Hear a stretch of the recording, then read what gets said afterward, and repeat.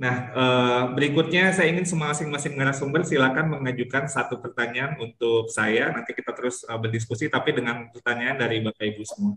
Kita kembali lagi kepada Bapak-Bapak yang di depan. Silakan Pak Hari, Pak Syabri, pertanyaannya apa yang untuk kita diskusikan kepada saya? Silakan.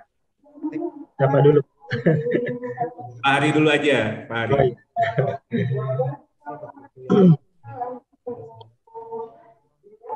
Pak Hari masih masih mute, Bapak. Kita belum bisa mendengar. Boleh di-unmute? Sudah terdengar Pak suara saya? Ya, sudah sekarang sudah, Pak. Terima kasih Pak. Mungkin tidak banyak yang perlu saya tanyakan. Yang pertama, ketika kita nanti pasca Pak ya, pasca lulus dari guru penggerak, tadi sudah disampaikan teman-teman juga di awal ya Pak ya, dari CGP. Kemudian teman-teman ini juga pesan dari CGP, pendamping serta yang lainnya Pak ya. Itu apakah nanti kita itu lulus diberi label atau bagaimana Pak ya?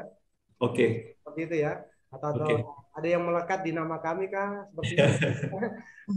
Pasca pendidikan guru penggerak ini Pak ya, seperti itu ya. Nah, kemudian Pak, ini permintaan teman-teman juga ya, mudah-mudahan setelah pasca PGP ini Pak ya, kami itu dilapangkan jalannya Pak ya, dilebarkan rezekinya seperti itu, tentunya bagi baik yang guru honor maupun yang PNS Pak ya, dalam bidang berkarir maupun dari segi yang lainnya terkait dengan profesi Pak. Itu aja Pak yang Bu saya tanyakan. Terima kasih Pak. Silakan Pak Syabri. Baik Pak, Pak Deja, terima kasih untuk yang kedua kalinya. Jadi begini Pak, selama kemarin 7 kali ya kalau tidak salah sampai di Lokakarya 7 kami mengikuti Lokakarya. Ternyata di Lokakarya ini adalah sebuah ajang juga bagi teman-teman untuk saling berbagi praktik baik. Tapi ini hanya di lingkup kabupaten. Pertanyaan saya kira-kira adakah Lokakarya nasional sehingga kami bisa lebih banyak lagi menggali potensi-potensi yang ada dari teman-teman dari bahkan bukan cuma dari Kabupaten Wajo, tapi di luar daripada itu, di luar Provinsi Sulawesi Selatan misalnya. Itu saja Pak, terima kasih. Terima kasih Pak Syabri. Singkat, padat, jelas ya. Nah ini contoh yang bagus ini. Luar biasa. Silakan berikutnya saya ke Ibu Ida. Silakan Ibu. Baik Pak Dirjen, terima kasih untuk kesempatan kedua juga karena ini memang kesempatan yang luar biasa Pak Dirjen. Jadi Pak Dirjen, apa yang ditampilkan oleh para CGP ini sesuatu yang sangat menarik dan menjadi daya tarik bagi guru yang belum ikut program pendidikan guru penggerak ini Pak Dirjen. Maka kesempatan ini bagi guru-guru SD, baru SMP sampai SMA yang ada di Aceh sangat bersemangat untuk mengikuti program di angkatan selanjutnya.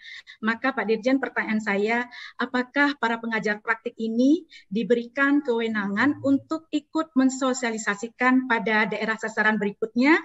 Tentu ini bekerja sama dengan Dinas Pendidikan daerah sasaran untuk ikut mensosialisasi tentang program ini Pak, sehingga para calon guru penggerak yang akan ikut pada angkatan selanjutnya dapat informasi lebih jelas Pak Dirjen. Mungkin demikian. Ya. Baik, terima kasih Bu Ida. Pak Rudi silakan Pak.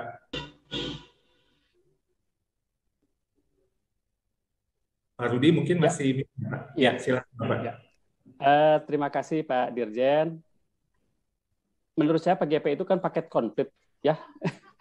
Komplit lah dari mulai materinya, caranya, dan lain sebagainya. Nah, kemudian yang saya tanyakan, ada nggak sih upaya dari Kemendikbudristek untuk program percepatan begitu, supaya apa ya, bukan hanya sekarang kan baru beberapa puluhan kabupaten kota, bisa nggak sampai minimal 50% dari kabupaten kota gitu dalam waktu sekejap bisa ikut program ini, sehingga perubahan pendidikan Indonesia itu semakin cepat begitu.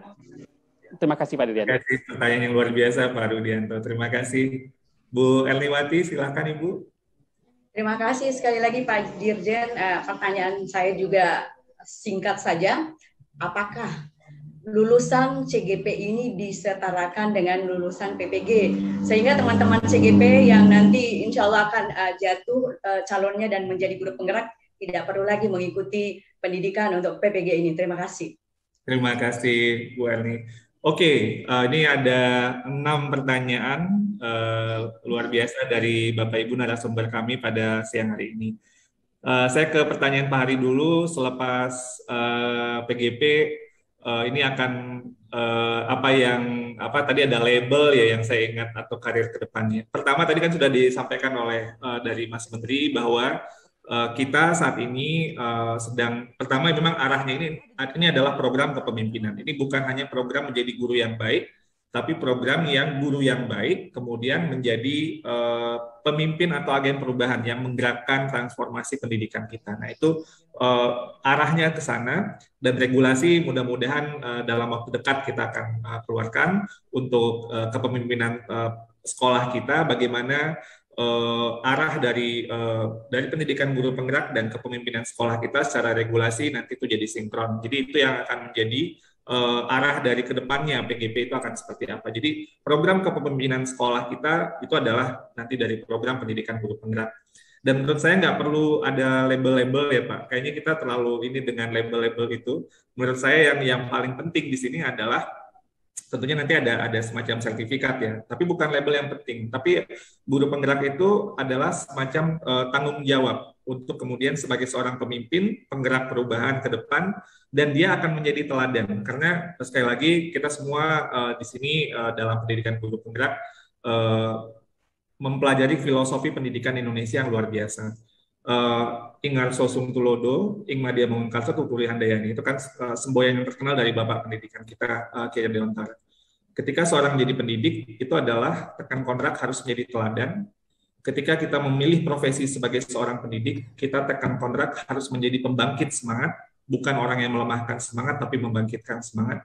Dan yang ketiga, tuturi handayani. Ketika kita sebagai pendidik, nilai yang ketiga itu adalah kita menjadi pemberdaya untuk kemerdekaan atau kemandirian dari para peserta didik kita. Jadi itu adalah sebuah tanggung jawab kita sebagai seorang pendidik profesi kita dari nilai filosofi itu, dan itu akan menjadi penyemangat kita atau nilai utama fondasi kita dalam menjalin profesi sebagai pendidik. Jadi ini menurut saya yang akan menjadi hal yang sangat penting, dan sebagai pemimpin haruslah menjadi teladan, haruslah menjadi pembangkit semangat, dan haruslah menjadi pemberdaya untuk kemandirian atau kemerdekaan ekosistem kita. Lalu Pak Sabri, Lokakarya secara nasional, waduh Pak, ini kita maunya gitu ya Pak. Pak Sabri, saya tuh pernah hitung-hitung sederhana, ini ada guru matematik nggak ya di sini? Ini ada guru matematik nggak? Ini bapak-bapak ada ibu-ibu dari guru matematik. Saya pernah hitung sederhana. Kita itu pemerintah daerah seluruh Indonesia yang mengurusi pendidikan, ini kan ada bapak kepala dinas semua di sini ya. Ada 548 ya Pak. Jadi 514 itu kan kabupaten kota. Itu kan pendidikan dasar sama pendidikan dasar. Pendidikan menengah, SMA, SMK, dan juga pendidikan khusus itu diurus oleh provinsi. Jadi tambah 34 lagi. Jadi ada 548 Pemda Pak yang mengurusi pendidikan kita. Kalau kita kumpulkan Pak secara nasional, satu orang itu berbicara 5 menit saja Pak. 548 kali 5 menit itu angkanya sudah sampai 45 jam, Pak. 45 jam. Itu kalau masing-masing itu 5 menit aja ngomongnya. Masing-masing pemerintah daerah. Seluruh Indonesia nih kita kumpulkan satu ruangan. Jadi memang kita punya sebuah ekosistem yang luar biasa. Kita nggak sadar ini raksasa sebenarnya ya. Jadi luar biasa sistem yang kita miliki. Dan kalau kita juga melihat hitungan yang lain itu satu Pemda kita berkunjung satu Pemda satu hari gitu Pak, 1 tahun belum selesai karena 1 tahun cuma 365 hari kan. Jadi itu 548 juga nggak selesai 1 tahun kalau mau kunjungan satu hari. Itulah tantangan kita selain juga sebaran yang luar biasa. Tapi ide untuk Lokakarya secara nasional ini mungkin yang bisa kita lakukan bukan mengumpulkan secara fisik ya, karena ini seperti tadi saya bilang ini kan luar biasa Pak. Tapi adalah mungkin dengan ekosistem digital, Pak. Dan ini sebenarnya sudah terjadi. Pak Sabri mungkin pernah dengar guru belajar dan berbagi ya, Pak. Guru belajar dan berbagi ini menghimpun praktek-praktek baik selama masa pandemi. Ini tadinya mulanya karena pandemi. Kita melihat bahwa nggak bisa hanya top down, ini dari guru-guru juga bisa mengembangkan sebuah ekosistem saling berbagi.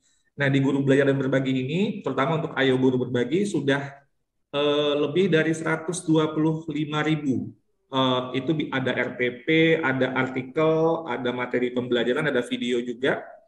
Guru-guru semua jenjang, semua mapol itu berbagi seluruh Indonesia. Ini sudah diakses 80 juta kali lebih dan juga sudah diunduh 22 juta. Ini berarti semangat untuk saling berbagi dan kemudian mereka juga memanfaatkan ada berbagai macam metode pembelajaran yang terjadi. Jadi mungkin kalau bisa nanti kita melakukan ini adalah yang kita himpun Pak, semua praktek baik yang tadi Pak Sabri sampaikan itu, mungkin kita bisa susun sebuah bentuk ekosistem dengan konteks digital yang nanti mungkin bisa terdiferensiasi sesuai dengan apakah itu dengan jenjang atau mungkin kelas atau topik atau mapelnya. Tapi ini nanti akan jadi masukan buat kami Pak. Kita berpikir nanti Pak Sabri juga mungkin bisa nanti mengajukan idenya seperti apa kira-kira kalau kita mau berkumpul secara nasional, karena tidak mudah memang Pak Sabri.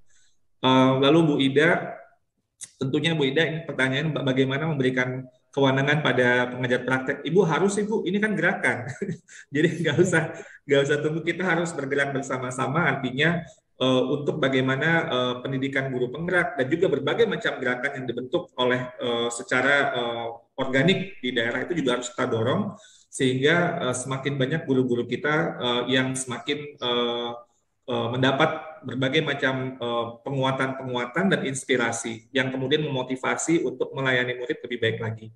Tadi beberapa cerita saya dengar ada saling berbagi sabi-sabe, saba-sabi ya, yang tadi dari Ibu Rida ya, Ibu Rida yang dari Malang. Ada gerakan komunitas yang lain yang tadi Ibu juga sudah sampaikan. Menurut saya itu adalah bagian dari itulah yang guru penggerak. Saya nggak boleh, kan ciri guru penggerak tadi Mas Menteri bilang, ini bukan buat saya, ini saya berbagi ini buat yang lainnya juga, dan bagaimana murid-murid kita bisa lebih bagus lagi. Jadi orientasi kepada murid dan ingin terus berbagi dengan guru yang lain, itu adalah ciri guru penggerak. Jadi silakan Ibu, ini tentunya ini adalah gerakan kita bersama-sama. Pak Rudianto, bagaimana untuk mengakselerasi? Memang gini Pak, kita sudah menghitung sebenarnya di awal ini kenapa kita nggak bisa langsung semuanya. Kita nggak mau tergesa-gesa Bapak. Kita nggak mau tergesa-gesa, kita mau lihat ini proof of concept, bisa nggak kita lakukan program ini. Jadi kita mulai skalanya kecil dulu. Selain itu memang keterbatasan dari orang-orang yang bisa untuk terlibat secara langsung karena skala Indonesia sangat besar.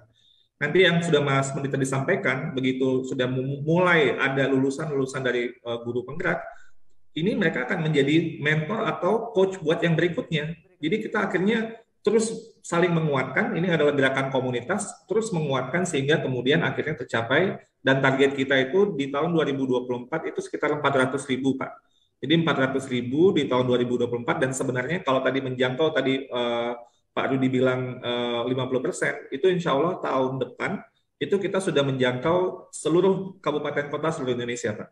Tapi kita harus terus push jumlahnya karena jumlah yang kita butuhkan ini cukup besar karena skala Indonesia yang besar tadi. Tapi ini bagian dari itu semua. Tapi kita memang mulainya kecil dulu. Kita nggak bisa langsung besar. Kita nggak mau terburu-buru. Kita harus refleksi. Bukan hanya guru yang refleksi, kita juga harus refleksi.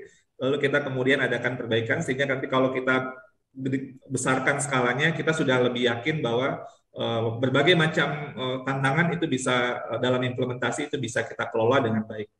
Itu buat Pak Rudianto. Mudah-mudahan kita bersama-sama Pak. Sekali lagi ini sebuah gerakan bersama-sama. Memang ada strukturnya, tapi ini maksudnya ini adalah bagaimana seluruh ekosistem di Indonesia menjadi lebih kuat. Semua pemerintah daerah tadi menjadi lebih kuat. Tujuannya ini bukan untuk ini lebih kepada menguatkan ekosistem di daerah.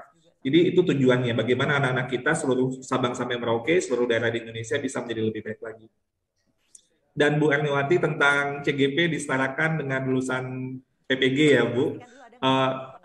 Terima kasih buat masukannya. Ini memang jadi kajian kami saat ini Bu. Mudah-mudahan nanti ada caranya. Tentunya masukan Ibu ini sudah pernah juga kami dengar sebelumnya dan kita melakukan kajian-kajian saat ini. Semoga nanti tujuan dari tadi itu bisa kita lakukan. Tapi memang harus ada kan kalau di pendidikan profesi perguruan tinggi itu memiliki standar-standarnya juga. Jadi kita mencocokkan itu semua. Jadi sehingga bisa memudahkan lah. Tapi itu masih dalam kajian, mudah-mudahan berjalan lancar ya. Mohon doanya Bu Erniwati. Oke, Terima kasih. Ini Bapak Ibu semua, nggak terasa waktunya udah hampir jam 3.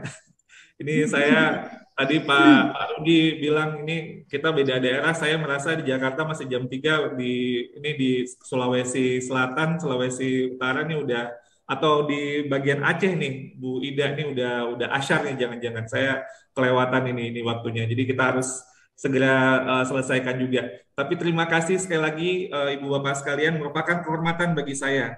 Tadi Bapak Ibu, saya yang merasa terhormat bisa bercerita, bisa bersilaturahmi, dan bisa berdialog dengan Bapak Ibu semua, dan belajar dari Bapak Ibu semua dari berbagai pengalaman, dan dari Bapak Ibu semua yang ada di acara ini. Walaupun saya tidak bisa melihat muka Bapak Ibu, tapi saya bisa merasakan getaran yang ada, energi yang kita rasakan saat ini bersama-sama. Semoga kita semua terus diberikan kesehatan, dan kalau kita bukan hanya kesehatan tapi juga kebahagiaan lahir dan batin ya. Kalau kata Ki Hajar harus lahir dan batin, bukan saja lahir tapi juga batin harus bahagia. Saya sekali lagi mengapresiasi keterlibatan dari semua para narasumber dan Bapak Ibu semua yang ada di ruangan Zoom ini untuk berdialog pada hari ini. Nanti mungkin ada beberapa kisah yang terpilih, nanti Mbak Widya bisa sampaikan. Terima kasih saya ucapkan kepada semua Bapak Ibu calon guru penggerak, Bapak Ibu kepala sekolah, fasilitator, Bapak Ibu kepala dinas dari pemerintah daerah, para bupati yang sudah hadir pada kesempatan ini, fasilitator, pengajar praktek yang telah menjadi ambil bagian bagi cita-cita kita untuk transformasi pendidikan Indonesia. Seperti kata Ki Hajar, pendidikan itu dan kebudayaan itu dua hal yang berkaitan erat. Pendidikan adalah tempat persemaian benih-benih kebudayaan. Kebudayaan yang beliau maksud adalah bagaimana kita memimpikan bangsa kita peradabannya. Kalau dulu zaman Ki Hajar, mimpinya adalah untuk menjadi bangsa yang merdeka, bukan bangsa yang terjajah. Jadi pendidikan taman siswa yang didirikan 100 tahun yang lalu, tahun 1922, itu adalah bagian dari gerakan Ki Hajar dan teman-teman yang ada pada waktu itu untuk bagaimana menuju Indonesia merdeka. Saat ini pendidikan yang kita lakukan ini adalah benih-benih kebudayaan masa depan Indonesia. Indonesia menjadi negara maju, negara yang terhormat, yang mulia lahir dan batin. 2045 insya Allah kita menjadi Indonesia emas yang menjadi tujuan kita bersama-sama tahun ini. Ini kira-kira satu generasi lagi nih Bapak Ibu, ini 25 tahun dari sekarang, Indonesia menuju 2045, 100 tahun kita merdeka. Jadi apa yang kita lakukan sekarang tidak langsung akan kelihatan hasilnya, tapi ini adalah perjalanan jangka panjang untuk Indonesia masa depan. Mudah-mudahan bersama-sama kita kawal visi itu. Akhir kata, saya sekali lagi mengucapkan terima kasih, dan ada beberapa pesan dari saya. Pertama, visi kita semua untuk pendidikan bukan untuk orang-orang dewasanya. Visi kita, pendidikan itu adalah untuk anak-anak kita, untuk layanan yang lebih baik pada mereka. Itu adalah visi kita bersama. Kita disatukan untuk tujuan itu. Dan kemudian nilai untuk menjadi guru Indonesia seperti yang sebenarnya sudah sering kita dengar, semboyan dari Bapak Pendidikan kita, Ki Hajar Dewantara, yaitu Ing Ngarso Sumtulodo, Ing Madio Mangunkarso, dan Tuturi Handayani. Jadilah kita sebagai teladan, jadilah kita sebagai pembangkit semangat, dan jadilah kita pemberdaya anak-anak untuk anak-anak kita. Sekali lagi untuk anak-anak kita, agar mereka bisa tumbuh kembang sesuai dengan kodratnya yang unik itu, sesuai dengan kodrat budayanya, sesuai dengan alam kebangsaannya, dan sesuai dengan kodrat zamannya. Mereka menjadi manusia-manusia yang merdeka dan bahagia lahir dan batin. Guru penggerak bukan sekedar guru yang baik, kreatif, inovatif dalam mengajar. Guru penggerak adalah generasi baru kepemimpinan untuk pendidikan Indonesia. Ini sekali lagi adalah program kepemimpinan. Orientasi kepemimpinan untuk pendidikan kita sempurnakan lagi untuk masa depan. Dari mulai sekarang, orientasinya adalah untuk penekanan pada pembelajaran murid-murid kita. Sekali lagi penekanannya, orientasi pemimpin itu adalah pembelajaran para murid-murid kita. Pemimpin yang bisa untuk berpihak pada murid. Pemimpin yang bisa menjadi teladan, yang memiliki passion untuk mengembangkan orang dewasa yang lain yang ada di sekitarnya. Pemimpin yang bisa menjadi coach atau menjadi mentor untuk guru-guru yang lain. Dari observasi saya melihat dari perjumpaan saya baik secara langsung di Sorong, di Malang, di Penajam Pasar Utara, saya juga ke tempatnya Pak Hari pernah ketemu sama kepala dinasnya Pak Alimudin, ya betul Pak. lalu juga ke Padang dan berbagai tempat ke Bogor ya. Ada hal yang tadi sudah disampaikan oleh Mas Menteri di awal juga. Yang saya lihat buruh penggerak itu pertama memiliki resiliensi luar biasa. Bagi mereka yang mudah menyerah ketika ada masalah itu nggak akan lolos untuk dalam program buruh penggerak, dan mereka pun juga tidak akan bisa lama untuk bertahan di program pendidikan buruh penggerak. Mereka yang memiliki daya juang tinggi inilah yang kemudian perjalanan yang Bapak Ibu lalui sangat tidak mudah. Tapi karena daya juang yang tinggi itulah yang kemudian membuat Bapak Ibu sampai pada titik saat ini. Buruh penggerak adalah problem solver yang ketika ada masalah tidak berhenti dan menyerah, tidak berhenti pada keluh kesah, tapi mencoba untuk mencari berbagai macam solusi yang ada. Buruh penggerak juga tidak merasa mentok bahwa saya itu orangnya cuma segini. Buruh penggerak selalu percaya dengan growth mindset. Dia percaya bahwa dia bisa belajar, dia bisa lebih baik lagi. Apapun tantangan yang ada, dia kemudian coba pelajari, tingkatkan dirinya, dan kemudian bisa mengatasi masalah yang dihadapi. Masalah yang dihadapi pun bukan dilakukan dengan sendirian. Buruh penggerak itu kolaboratif. Mereka melihat bahwa mereka bagian dari komunitas, mereka bagian dari sebuah ekosistem, mereka tidak merasa sendiri. Buruh penggerak juga orang yang egaliter, tidak melihat pada nilai-nilai feodal, pada jabatan, siapa yang lebih tua, siapa yang lebih muda. Mereka bisa berkolaborasi dengan setara, dan inilah hal yang kemudian bagi saya cukup mengagetkan, tapi mengagumkan yang saya lihat sekali lagi di semua ekosistem buruh penggerak yang saya temui. Buruh penggerak memiliki sense of urgency, bahwa tadi yang Mas Menteri bilang, gemes, dia gemes, gregetan gitu ya, tidak bisa melihat kalau ada hal-hal yang masih kurang baik, dia ingin melakukan sesuatu dan dia kemudian berbuat sesuatu. Buruh penggerak itu fokus kepada murid. Berkali-kali Bapak Ibu cerita tadi, coba saya hitung itu berapa kata-kata murid itu diucapkan, dan betapa kata-kata murid itu jarang hadir dalam berbagai macam acara pendidikan kita. Tapi dari guru penggerak itu selalu hadir kata-kata murid, murid, dan murid. Itu adalah hal yang luar biasa. Guru penggerak adalah pekerja keras. Mereka bukan saja ingin mengerjakan apa yang menjadi tugasnya, tapi yang tidak ditugaskan pun, karena mereka lihat itu perlu dilakukan, mereka akan melakukan itu. Dan guru penggerak memiliki nilai altruistik. Mereka memiliki nilai untuk melayani masyarakatnya, terutama untuk melayani para murid-muridnya. Jadi ini adalah beberapa hal yang saya observasi dari guru penggerak. Perjuangan kita Bapak Ibu untuk pendidikan Indonesia masih panjang. Tadi Mas Menteri bilang ini baru permulaan. Bapak Ibu, perjuangan kita masih banyak yang harus kita lakukan. Mari kita rapatkan barisan, mari kita tebarkan energi yang positif, kita saling menguatkan, kita saling memberikan semangat. Kemuliaan kesuksesan itu bukannya diberi, tapi diraih. Ini adalah teladan dari perjuangan kemerdekaan Indonesia.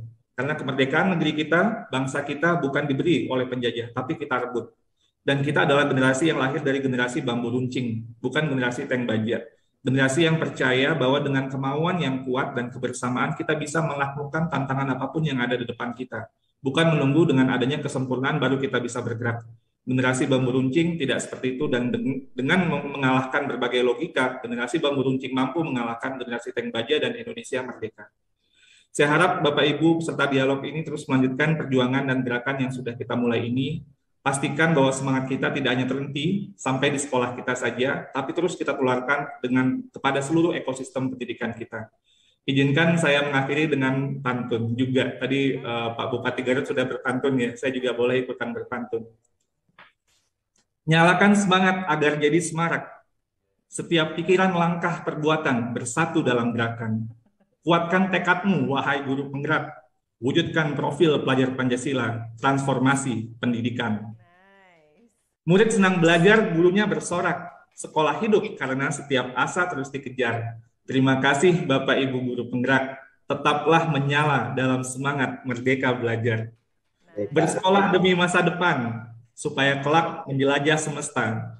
Selalu kita temui harapan pada setiap anak Indonesia yang berjuang meraih cita-cita. Terima kasih, saya mohon undur diri, mohon maaf kalau ada salah-salah kata. Sampai bertemu lagi di kesempatan berikutnya. Wassalamualaikum warahmatullahi wabarakatuh.